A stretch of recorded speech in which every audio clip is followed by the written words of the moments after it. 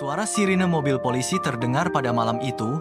Garis kuning membentang mengisyaratkan sesuatu hal telah terjadi. Kantong itu berisi mayat yang tak berbentuk lagi. Wajahnya hancur, tubuhnya hangus, dan terpotong-potong. Apa yang sebenarnya terjadi? Terlihat sangat keji dan tak manusiawi lagi. Tama dan Nara tiba, melangkahi garis polisi. Mereka tertegun melihat apa yang terjadi di malam itu. Nara mendekati mayat itu, mengerutkan dahinya, lalu menghela nafasnya. Tak percaya dengan apa yang dia lihat malam itu. Betapa kejinya pembunuhan ini. Ini terlalu berlebihan. Aku tak pernah melihat perlakuan sekeji ini. Mayat itu dipotong-potong, lalu dibakar. Sengaja, untuk menghapus identitasnya. Tama berdiri dan matanya menuju di suatu tempat. Ekspresinya mengeras dengan tekad.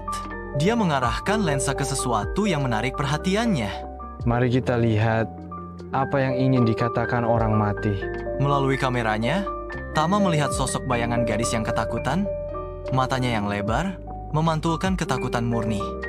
Di wajahnya tercermin raut kesedihan yang mendalam. Tama pun mengamati fenomena itu. Ia tertarik untuk melihat lagi lebih dalam. Dan apa yang tersirat di balik kengerian ini? Tama berkata, Aku melihatnya.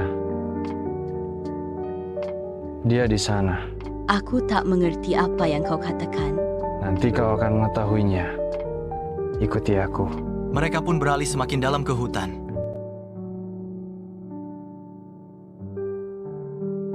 Hutan berdiri sunyi dan lebat. Panggung suram yang disiapkan untuk dampak kremasi marwah. Tama, Mahardika dan Nara tiba. Kehadiran mereka adalah gangguan yang mencolok ke dalam keheningan hutan yang berat. Nara berdiri di dekat sisa-sisa kremasi. Ekspresinya muram. Tama mengamati dari jauh.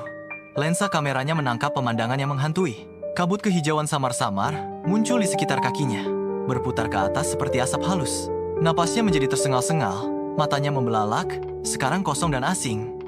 Bisikan dingin keluar dari bibirnya. Sekilas bayangan putih muncul di kegelapan malam. Wujudnya semakin lama semakin nyata. Roh marwah yang penasaran muncul, seakan-akan ingin mengungkapkan sesuatu. Apakah itu kamu? Ya, aku Marwah. Mereka tertawa saat api membakarku. Mereka bilang aku pantas mendapatkannya. Ayah, aku takut. Tama berlutut, gemetar. Ia tak percaya apa yang dia alami. Kini ia menemukan sebuah jawaban siapa roh itu sebenarnya. Lihat yang dingin, lampu neon redup menerangi tubuh marwah yang tak bernyawa. Keheningan kamar mayat hanya dipecah oleh dengungan peralatan rumah sakit. Pak Darmawan memasuki ruangan. Ia tidak percaya dengan apa yang ada di hadapannya. Putrinya tercinta kini telah tiada. Langkah Pak Darmawan tertatih-tatih, mendekati mayat putrinya. Tangannya gemetar, hatinya hancur. Kepala tertunduk dan air matanya sudah tak terbendung lagi. Marwah, ayah di sini, sayang.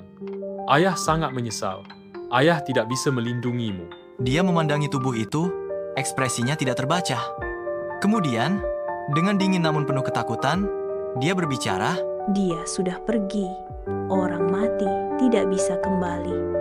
Jangan biarkan kesedihan merusak kesehatanmu juga. Tidak peduli apa yang terjadi. Dia adalah putriku. Tidak ada orang tua yang bisa siap melihat anak mereka seperti ini. Pak Darmawan berdiri di samping jenazah marwah, seraya berdoa kesedihan terpahat di wajahnya. Ayah, ayo keluar di sini, dingin sekali. Mami takut. Mana bau busuk lagi? Tama dan Nara sudah menunggu Pak Darmawan dan Ibu Sofia di luar. Tatapan tajam terpancar dari mata Tama. Tama mendekati Pak Darmawan, menawarkan hormat. Ia mengucapkan turut berbelasungkawa atas kejadian itu. Pak Darmawan mengangguk perlahan. Suaranya hilang karena duka. Pandangan Tama terfokus ke Pak Darmawan. Kekhawatiran terukir di wajahnya saat dia berkata, Pak, apakah Marwah sedang berselisih dengan seseorang? Seseorang yang mungkin ingin menyakitinya? Bu Sofia melirik sedikit. Matanya mengkhianati kesadaran diam. Pak Darmawan terlihat gemetar, berjuang untuk mengumpulkan pikirannya. Marwah, dia pendiam. Seorang penyendiri setelah ibunya meninggal. Tapi Akhir-akhir ini, dia tampak ketakutan, paranoid. Saya pikir itu hanya kecemasan remaja. Apakah dia menyebutkan sebuah nama? Seseorang di sekolah? Seorang guru? Seorang siswa? Siapapun? Apakah kita benar-benar harus menanyakan hal-hal ini sekarang? Dia baru saja meninggal. Bukankah itu sudah cukup? Belum cukup sampai kita mengerti mengapa dia meninggal. Keheningan yang berat turun, tebal dengan kesedihan dan kecurigaan yang tak terucapkan.